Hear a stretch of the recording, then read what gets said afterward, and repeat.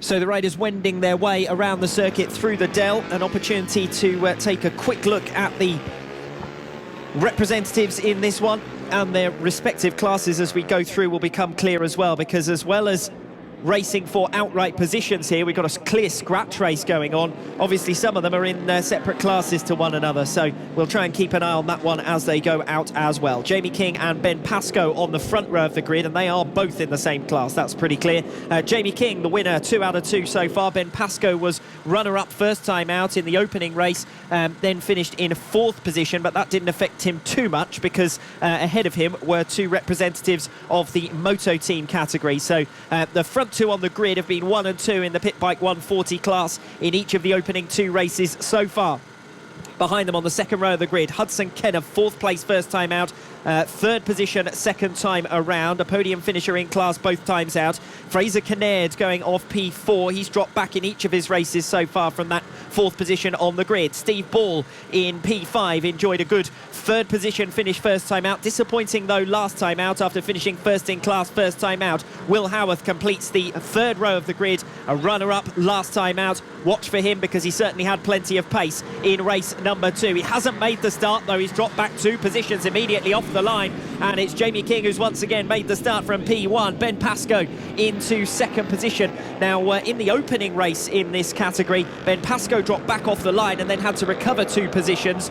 This time around he's been released onto the tail of Jamie King, but the same happened last time out and he didn't have the pace to live with King. It's King from Pascoe out in front. Watching Hudson Kenneth come through in 3rd position at the moment by the looks of things as he battles back and leads in class, challenging on the tail of Ben Pascoe as they come through the Dell. And the front 3 have started to break clear. Jamie King in front, Ben Pascoe in 2nd, under some pressure here from Hudson Kenneth, who has worked his way up to 3rd position. We've also got a position change for P4, so it's all going on the opening lap. Jamie King's hit the front, Ben Pascoe in 2nd, Hudson Kenneth in 3rd place. Steve Ball, as I said, making that overtaking manoeuvre on Fraser Kinnaird going down into Raymond's. Ball, who had a good first race but disappointing in the second one, has now burst clear of Fraser Kinnaird, who's under some pressure from Sam Klaus further back down the order. King has broken clear, Pascoe under pressure from Kenneth. They're side by side coming down the Lancaster curve. And up front in top positions, Jamie King is bursting clear. Pascoe and Kenneth is the closest race on the circuit, but these 2 are in different classes. And Kenneth is the lead runner in the Moto team category, so he won't want to risk too much going after Ben Pascoe because he's got an advantage of over a second here to Steve Ball, his closest rival in class, who's then leading a group with Fraser Kinnaird and Sam Klaus behind. Jim Snow also in touch, and Will Howarth, to be fair as well. Positions 4 to 8 are nicely packed together. Positions 4, 5, 6, 7 and 8, and it's Will Howarth who's on the move. He's past Fraser Kinnaird, the number 96 bike. Will Howarth in 7th position now, and now that he's been released, he's not a fast starter. We've seen that in each of the 2 races so far here today, but once he builds up his momentum, he is more than capable of challenging. Speaking of challenging, Steve Ball is under some pressure here from Sam Klaus. Klaus, who dropped back slightly last lap around, but certainly isn't doing the same this lap. He's closing in. Jamie King over 2 seconds clear. His new fastest lap last time around, over a second faster than Ben Pascoe, who sits in 2nd, and Pascoe is having to fend off the attentions of Hudson Kenneth here as they come into Raymond's once again. Still Pascoe in front of Kenneth. Down the inside into Raymond, Sam Klaus makes the pass on Steve Ball as well, so that's a position change for 4th place. And Will Howarth has got the better of Jim Snow, so successive passes, 3 pairs all changing order as they went down into Raymond's, and it's Howarth who has made up another position now, passing Jim Snow. Can he go off after Steve Ball? At the moment there's a bit of a gap between himself and Ball, but Ball, who's already dropped in arrears of Sam Klaus. Well, the next target for Will Howarth is Steve Ball up ahead, winner in class first time out, who hasn't had the pace since then. In the scratch race, it's a battle for 2nd, but the real battle is in the Moto team class here with Sam Klaus and Steve Ball for 4th and 5th positions on track. That's positions 2 and 3 in class as Kenneth makes a big lunge down the inside of Ben Pascoe for 2nd. Pascoe repays the compliment I've already said that these two aren't in the same class, so although they're fighting in the scratch race, it's not going to make too much difference in terms of the Moto team category overall.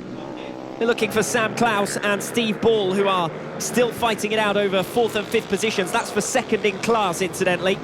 Sam Klaus with a new personal best last lap around. And Steve Ball a little bit slower on lap number 4, but seems to have made up for it on lap 5 so far.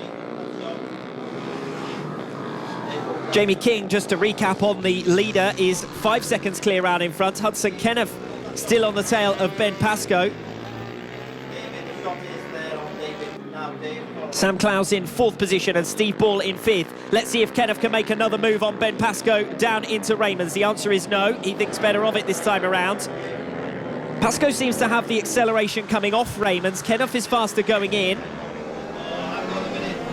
And Pascoe emerging slightly ahead this time around of Hudson Kenneth. Half a second the advantage as he came over the start-finish line. Kenneth didn't get the drive, as I said, out of Raymond's and over the start-finish line. King, Pascoe, Kenneth. Klaus still leading against Steve Ball in the race for 4th position.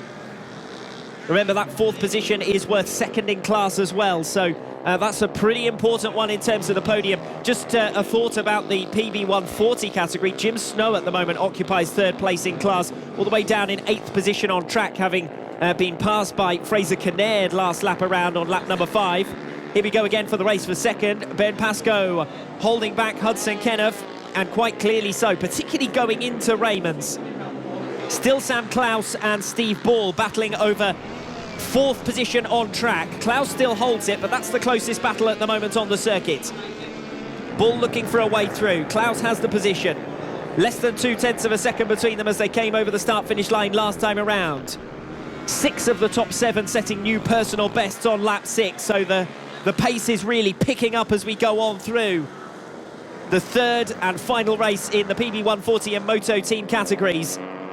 Led by Jamie King uncomfortably. Pascoe and Kenneth dicing for position, but not in the same class. Klaus and Ball fighting over second in Moto team, which is 4th on track. Coming down towards Raymond's. Once again, positions 2 and 3, Pascoe and Kenneth.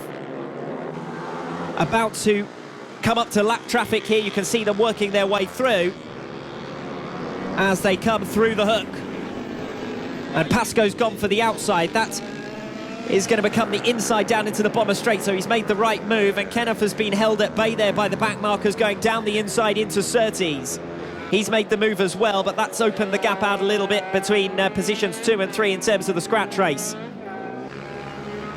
The battle's still on for 4th and 5th positions, and Will Howarth has joined the back of that train as well. He was faster than both Steve Ball and Sam Klaus last time out. This to decide the final 2 steps on the podium in Moto team here in race 3. That's 4th, 5th and 6th positions on track. Here they are all together in an absolute pack, passing lap traffic. Will Howarth has really made up huge chunks of ground on Klaus and Ball in front. At one stage they were a second clear. It's less than 0.3 of a second now as down the inside comes Steve Ball to pass Sam Klaus. Klaus repays the compliment coming off Raymond's. Who's going to be bravest into turn 1? The answer is that Steve Ball has once again reclaimed 4th position. That's for second in the Moto team category. But while these two are fighting one another, Will Howarth has gained ground on both, and he's going to try and make a move on Sam Klaus, who's already been relegated from 4th to 5th position. Is he going to lose out and end up in 6th place as they come onto the Lancaster curve? With Ball, Klaus and Howarth, that's the most important race at the moment for 2nd and 3rd positions in the Moto team category. 4th and 5th places on track. Again passing back markers, and that is really making a massive challenge for Steve Ball, who's held at bay, and Sam Klaus makes the pass, and the momentum is with Will Howarth down into Raymond's. Can he make a move? He can't, is the answer to that. He's not close enough to challenge, but the overtaking manoeuvre was made by Sam Klaus, taking advantage of Steve Ball being held back coming off the Dell. And the lap traffic certainly is spicing things up. That's one of the repercussions of having a 16-rider mixed class grid. They're having to practice feeling their way through traffic. Ball almost getting that position back against Klaus. as they came down into Surtees, not quite, and that cut his momentum, and Will Howarth is again the man with the momentum. Still those three separated by less than a second. Clowes in fourth, Ball in fifth, Howarth in sixth position. Howarth dropping back a little bit visibly from the two up ahead, Clowes and Ball. As they come down onto Raymond's once again, this is the best passing opportunity. But Ball isn't close enough to make a move on Sam Clowes, who holds on. 2 laps remaining for the overtake if Steve Ball wants to get back into fourth position on track, which would be second position in class. Hudson Kenneth is well clear now of Sam Clowes behind, and they're almost 3 abreast. In fact, they are 3 abreast trying to come through. Side by side once again, further down the order. But the focus is on the battle for second in the Moto team category. Sam Clowes versus Steve Ball and Will Howarth.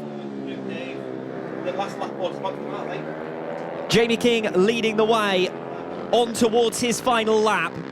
Ben Pascoe 6 seconds in arrears. Hudson Kenneth 2 seconds further back than that. The race is for fourth and fifth positions on track, second and third in class. Jamie King is going to make it 3 wins out of 3. He's well clear. Just watching to see where things have managed to shake down, and Sam Clowes has dropped behind Will Howarth. So Howarth getting the better of Clowes. That's the race that we've been focusing on throughout for fourth, fifth and sixth positions.